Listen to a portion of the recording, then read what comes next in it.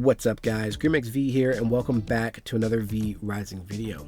Now in today's video, I'm going to be talking to you a little bit about stat prioritization, and what sparked this video is just I've been seeing a lot of comments, I've been seeing just some questions and having some conversations in general about how physical stat rolls work now, and I think the confusion there is stemming from having weapon skill power. There's been a lot of confusion over whether now that we have weapon skill power, if things like flat physical don't impact weapon skills as much. So I'm going to hopefully try to showcase and clarify that for you guys in this video. If I am using a weapon like Reaper or just any weapon that I'm not going to be auto attacking with, is going to be something I'm just going to be casting for an ability and then swapping off of. I like those to hit as hard as possible for that instance. So I will typically run flat physical, crit chance, and then weapon skill power. And then if I am doing something where I'm going to be sustaining attacks for a long time, like maybe it's a dagger or maybe it's pistols, those are the ones that I would consider crit damage. And then I'll get into the specifics of that in a moment as well. But to kind of showcase the Reaper thing a bit and why I do it that way, I'm going to do a quick test for you guys. I have one Reaper here that is crit chance, crit power, weapon skill power, and then another that is crit chance, crit power, and physical.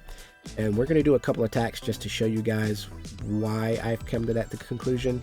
So we're going to do about three to five here. I guess we'll do 5 just to make it kind of nice. And to showcase what I am wearing, I have no amulet, no armor.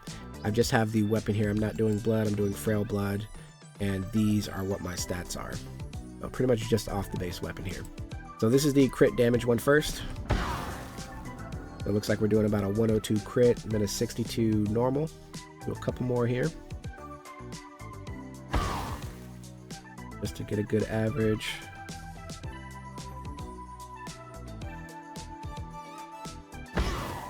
Alright, pretty consistent. I don't think that's going to change. So now we're going to go ahead and switch to the one with weapon skill power. I think that was 62 flat and 102 crit. So we're actually hitting harder with the weapon skill power, as you saw there. 107 crits, 72 flat hit. So as you can see, weapon or physical crit damage does not have a whole lot of value. You actually get more value just having the crit power or the weapon skill power whenever you're doing single instances like that. Now, whenever we're doing autos, and I'm going to keep the weapon skill power out to show this, I'm going to do probably about 3 full sequences of 3 attacks. So let's see here. 36. Okay. All right, and then a couple more. All right, so there you go. Now we're going to do the crit damage here. You can see we are critting a little bit higher. All right, and then one more here. So, hopefully that does a decent job of showcasing what I'm trying to articulate to you guys, but usually crit damage is something that I will kind of outright ignore. And to explain why, even though I just talked about, the auto attack thing, is because usually for that last roll, you're going to want, well, sorry, this is a pistol I was testing some stuff around with, but usually for that last roll, you're going to want attack speed instead. And the way I value my attack speed is as long as I am somewhere around the 125 to 130 range, I consider that enough. And that is because that's what I found to have the best tempo. You kind of flow from one position to the next the best with that. You're not really too clunky, even with longbow. It feels decent, right? You can get a lot done here. You can attack and move. So that's my preference. And that's kind of how I view things. What's up, guys? Posted at Grim here. Wanted to hop back in the video because I realized I kind of left some things out. So other than the idea or thought process behind the single use abilities and the ranged weapons that I'm auto attacking with, you do have some variation even there. So on weapons like the pistol inbringers where the skill damage is highly valued, I opt to go with weapon skill power. But if I was using this for purely autos, I would do crit chance instead. Now the main reason why I wanted to hop back here though is to tell you a little bit about how spells work. So if you did not know, in Vrising, the spell hit is registering based on the weapon you have out at the time of the hit. And I know that hopefully I didn't confuse you with that, but I'll try to do my best to showcase. So on my spear here, this is a hybrid build that I'm running, and I opt to run crit chance, movement speed, and bonus spell power. Movement speed is self-explanatory, just kind of some utility for PvP, and the crit chance is there so that I hit harder in my spear Qs. But the reason why I run bonus spell power is because this is the weapon I have out when I do the spell. So if I were to cast a spell here, you can see I'm do 100 flat and then 33. Now he's got condemned, so he would take more. But I'm going to do this guy since he doesn't have a debuff. Oh, a little bit of lag there. So I've got my slashers out now. Of course I crit. But I have my slashers out, which doesn't have any. Okay, so there. So without that bonus, I did an 89 flat hit. Now watch what happens when I cast it with my spear out and then quickly swap to my slashers. My slashers are out. Of course I'm critting, bro. Okay. So you see there, because I swapped my slashers, the hit registered for 89 instead of the flat 100 like when we have our bonus spell power. So for that reason, whenever you are doing any type of spell build or specifically any type of hybrid build, you only really need one weapon to have the spell effects you want, and that's going to be the weapon you're going to have out the most whenever you cast that spell or are doing your combo where the spell is going to hit.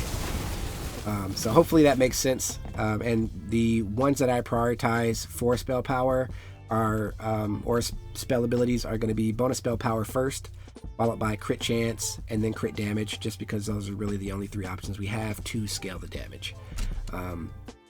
Now as for utility weapons, you know, it kind of depends on what you're wanting to do.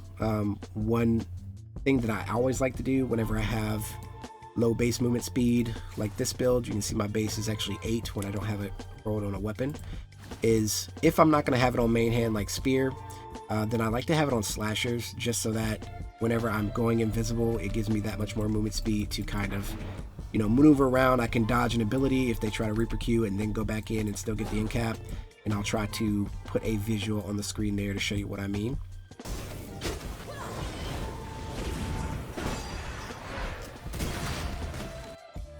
And then, you know, the only reason why I have that on my spear is just so that I can dodge abilities with the spear as well. So hopefully that makes sense, guys. I'm going to go ahead and kick it back to the video. Now, this is going to be a quick video, but I just want to spend the rest of the video kind of talking to you guys about how, or the ways you can get stats, and then how I always start whenever I'm building doing a build. For the ways you can get stats in the game, the most impactful ways are your weapon and then your blood. Those are going to be the two biggest stat increases you can get. And then after that, it is going to be armor, like the armor sets and the different bonuses you get, your necklace, passives, and your elixirs. Now that's not in exact order, but I'll put on the screen kind of what order in value they have as far as what you get. I think typically what I like to do is I'll start with the blood and the passives that I use, and then I'll figure out my weapon, and then from there I'll kind of augment my build with my elixir, necklace, and armor to kind of get something that feels good. So short and sweet video, guys, but hopefully that does give you at least some insight. Hopefully you found that useful. Just, I've said this elsewhere and you may know, but in case you do not, the bonuses that you get from blood, like there's one for Draculin that gives you more movement speed based on crit damage. Whenever they grant things like that, when it says grant attack speed, grant crit chance, whether it's passives, blood, or spells, they go above the cap limit. So one passive in particular, like this Rampage passive, whenever you crit, that 12% attack speed you get is just going to be on top of whatever your base is. So hopefully that helps. If you guys do have any questions, or if that doesn't really make a lot of sense, feel free to leave a comment. Like always, I have no problem in, you know, answering and hopefully granting some clarity there. But that is going to be it for today's video, guys. Short and sweet. I am going to be working on that pistol video here, hopefully getting that out to you tomorrow, so stay tuned. And as always, thank you so much for watching. This is GrimXV signing off.